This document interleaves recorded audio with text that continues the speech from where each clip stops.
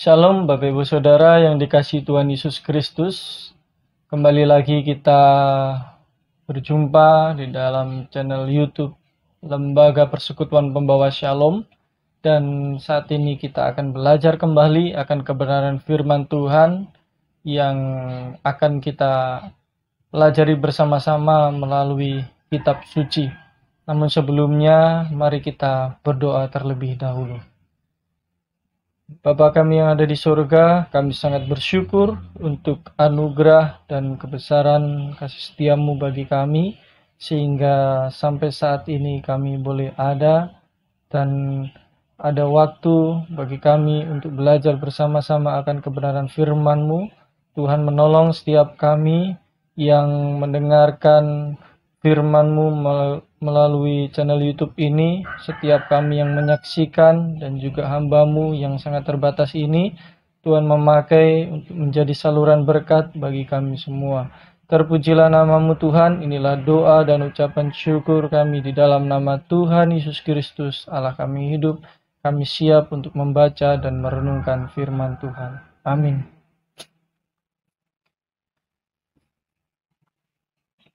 Firman Tuhan atau perenungan firman Tuhan yang terambil dalam Kisah Para Rasul pasal 4 ayat 32 sampai 33. Demikian bunyi firman Tuhan. Adapun kumpulan orang yang telah percaya itu, mereka sehati dan sejiwa. Dan tidak seorang pun yang berkata bahwa suatu dari kepunyaannya adalah miliknya sendiri, tetapi segala sesuatu adalah kepunyaan mereka bersama. Dan dengan kekuatan yang besar, rasul-rasul memberi kesaksian tentang kebangkitan Tuhan Yesus. Dan mereka semua hidup dalam kasih karunia yang berlimpah-limpah. Saudara-saudara yang dikasihi Tuhan Yesus Kristus, perenungan pada saat ini kita akan belajar bersama-sama tentang apa yang harus ada dalam kehidupan orang-orang percaya. Apa yang harus ada dalam kehidupan orang-orang percaya, atau juga bisa dibalik bahwa apa yang tidak boleh tidak ada di dalam kehidupan orang percaya. Ketika kita melihat situasi dan kondisi saat ini, di mana kehidupan dunia telah dilanda oleh berbagai macam hal yang tentunya sangat menghambat manusia untuk datang di hadapan Tuhan, ketika manusia tidak menyadari dan tidak mengerti apa maksud dari setiap hal yang datang menghampiri dunia ini. Nah, saudara-saudara dikasihi Tuhan Yesus Kristus, pandemi merupakan sesuatu yang sangat mencengkeram atau menghantui kehidupan manusia yang ada di dunia ini. Dan dengan adanya pandemi, maka pemerintah membuat banyak sekali aturan-aturan atau protokol, di mana salah satunya adalah gereja, di mana gereja tidak lagi diperkenankan untuk melaksanakan ibadah sebagaimana mestinya. Artinya ibadah yang dilakukan di dalam gereja saat ini sangat terbatas dan tidak seperti yang sedia kala. Nah, persekutuan-persekutuan dibatasi, jam-jam ibadah pun dibatasi. Nah, bahkan beberapa negara seperti Amerika dan Indonesia termasuk di dalamnya sangat dibatasi di dalam melaksanakan ibadah. Bahkan ada banyak sekali gereja-gereja yang ditutup oleh karena pandemi ini. Alasannya adalah untuk menjaga supaya setiap orang-orang yang ada di dalamnya tidak terkena COVID-19 atau pandemi corona ini. Nah, saudara-saudara yang dikasihi dalam Tuhan Yesus Kristus, dengan adanya seperti ini, maka ketika kita melihat di luar sana, ada banyak sekali orang-orang percaya, yaitu gereja Tuhan, yang mengalami kemerosotan di dalam pertumbuhan iman, mengalami banyak sekali masalah di dalam kehidupan mereka. Artinya banyak sekali gereja yang sekarang ini egois, mementingkan diri sendiri, tidak peduli dengan orang lain.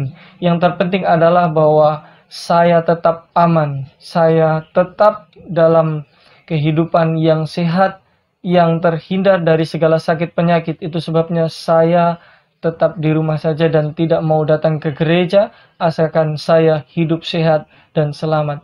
Saudara-saudara yang terkasih Tuhan Yesus Kristus, tanpa menyadari sesuatu yang sangat penting yang harus disadari di dalam kehidupan orang percaya adalah hidup yang benar, yaitu apa yang seharusnya ada di dalam kehidupan orang percaya. Nah, saya akan membagikan menjadi beberapa pokok penting melalui teks Alkitab yang kita baca bersama ini di dalam Kisah Para Rasul pasal 4 ayat 32 sampai yang ke-33. Yang pertama adalah yang harus ada dalam hidup orang percaya adalah persekutuan. Nah, adapun kumpulan orang yang telah percaya itu, kumpulan orang yang telah percaya ini bicara tentang persekutuan, bukan hanya sekedar berkumpul, tetapi ada sesuatu hal yang dilakukan di dalam perkumpulan itu, dan dikatakan di sini orang percaya. Setiap orang percaya harus membangun persekutuan antar gereja. Gereja yang satu dengan gereja yang lain harus aktif di dalam persekutuan. Nah, saudara-saudara yang dikasihi Tuhan Yesus Kristus, persekutuan merupakan salah satu panggilan gereja Tuhan, di mana ketika gereja Tuhan membangun persekutuan yang kuat di dalam komunitas gereja, maka gereja akan mengalami pertumbuhan dan akan semakin dekat dengan Tuhan. Berbeda jika tanpa ada persekutuan, maka kita akan merasa kebingungan dan sulit untuk menyelesaikan setiap masalah demi masalah. Saudara-saudara yang dikasihi Tuhan Yesus Kristus, melalui persekutuan ini kita akan semakin dikuatkan di dalam Tuhan, di mana di dalamnya ada saling menguatkan satu dengan yang lain, dan di dalam persekutuan juga kita bisa saling melengkapi satu dengan yang lain dengan berbagai karunia yang ada. Karena setiap gereja Tuhan memiliki karunia masing-masing yang diberikan oleh Tuhan.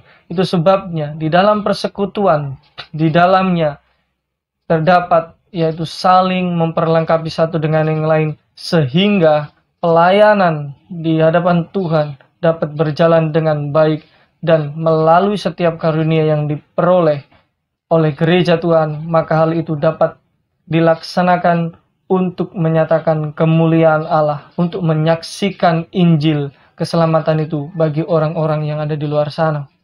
Berbeda jika tidak ada persekutuan, maka kita tidak akan diperlengkapi melalui berbagai macam karunia-karunia yang ada, ataupun karakter-karakter yang dimiliki oleh orang lain yang pada dasarnya kita tidak miliki. Nah, saudara-saudara dikasihi Tuhan Yesus Kristus, pertama adalah persekutuan. Itulah yang harus ada di dalam kehidupan orang percaya. Yang kedua adalah kesatuan hati. Artinya, di dalam perkumpulan atau kesatuan persekutuan itu sendiri ada yang namanya kesatuan hati. Nah, adapun kumpulan orang yang telah percaya itu, mereka sehati dan sejiwa. Mereka sehati dan sejiwa. Artinya apa? Mereka memiliki satu tujuan, yaitu satu hati, satu komitmen untuk menyembah dan memuliakan Allah. Meskipun gereja Tuhan di tengah-tengah tantangan yang sangat besar, dan ini juga yang dialami oleh jemaat mula-mula ketika mereka hidup di dalam persekutuan, hidup di dalam kesatuan hati dan kesatuan jiwa, bukan berarti mereka tidak memiliki tantangan sama sekali.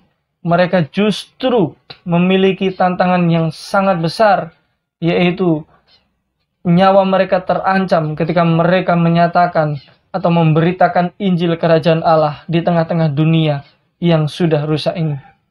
Nah, demikian juga hal ini juga seharusnya kita miliki. Yaitu apa? Bahwa kita harus memiliki kesatuan hati antar satu gereja dengan gereja lain. Gereja yang saya maksudkan di sini adalah orang-orang percaya itu sendiri. Setiap orang percaya harus memiliki kesatuan hati untuk saling membangun, untuk saling menopang satu dengan yang lain. Kesatuan hati untuk mengarahkan hati itu kepada Tuhan sebagai satu-satunya sumber penghidupan, sumber keamanan, dan sumber damai sejahtera di dalam kehidupan kita. Nah, saudara-saudara dikasihi Tuhan Yesus Kristus, kenapa harus ada kesatuan hati? Ketika kehidupan kekristenan atau orang-orang percaya tidak ada kesatuan hati, maka di dalamnya akan terjadi kekacauan. Dan ketika terjadi kekacauan di dalamnya, maka dapat dilihat bahwa gereja akan terpecah belah satu dengan yang lain. Dan orang di luar sana akan melihat bahwa orang-orang Kristen sudah hidup tidak benar.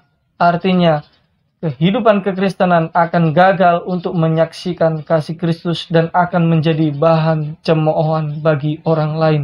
Hal ini sangat tidak diharapkan di dalam kehidupan orang percaya, dan Tuhan tidak menghendaki hal-hal yang demikian.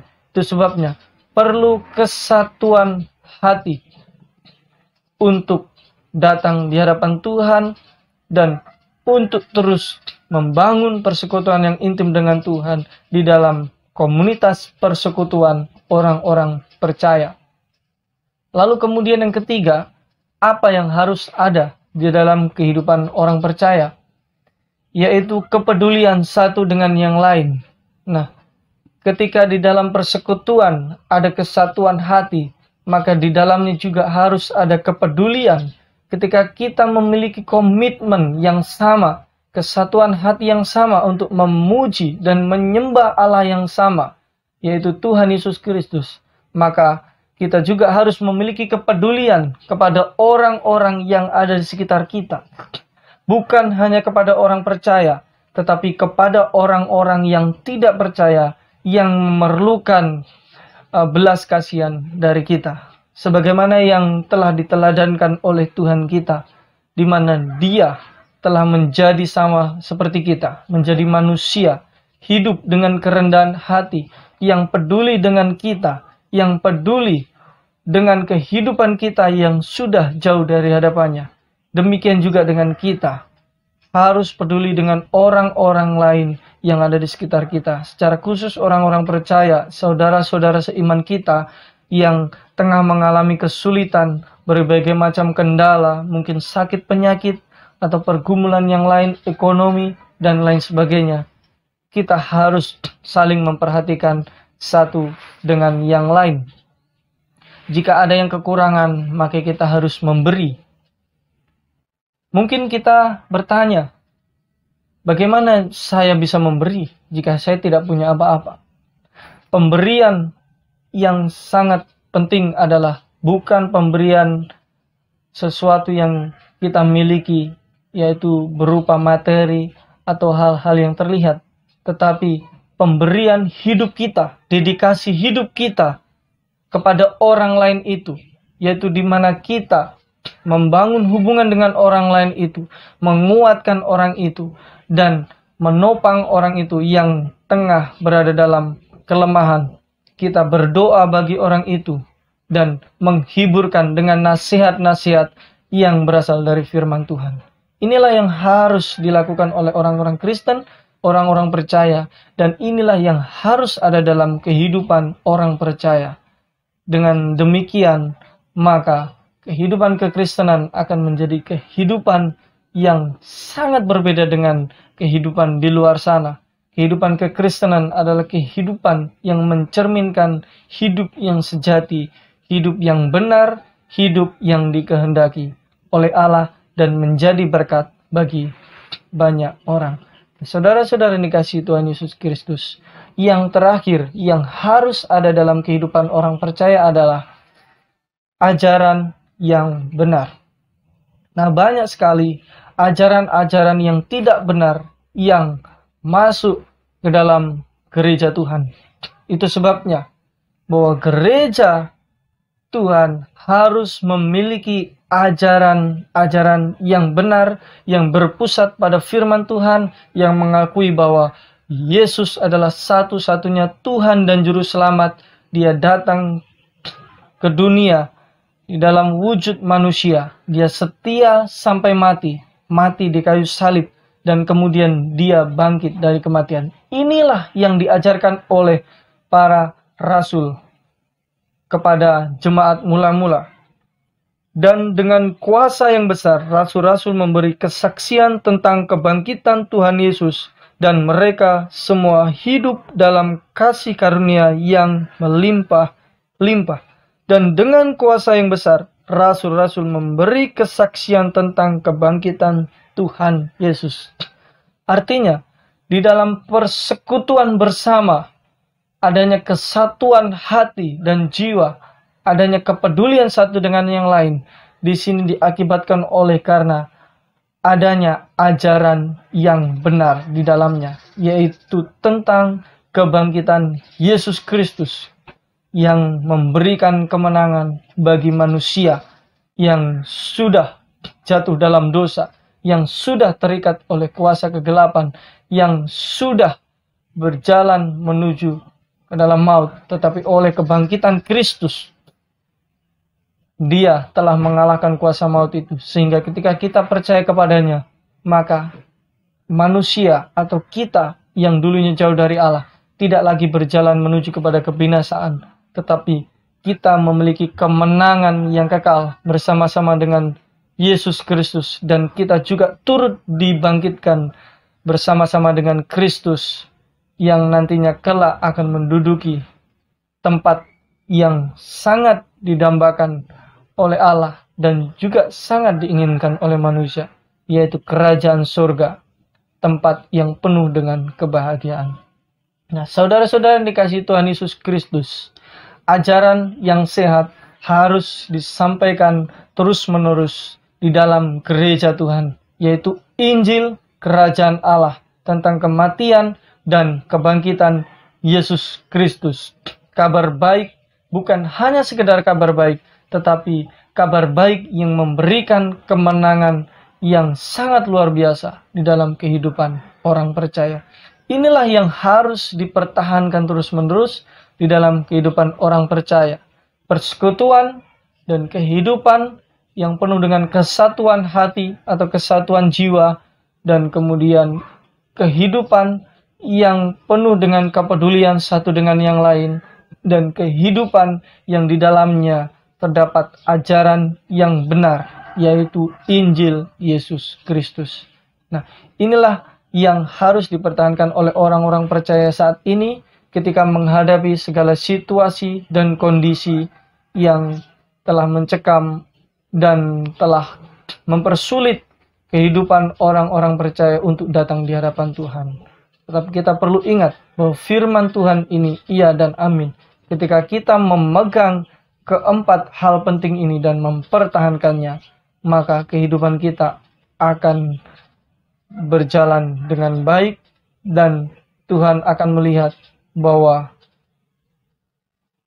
kita adalah orang-orang yang setia dan akan bersama-sama dengan Dia kelak di dalam kerajaan surga.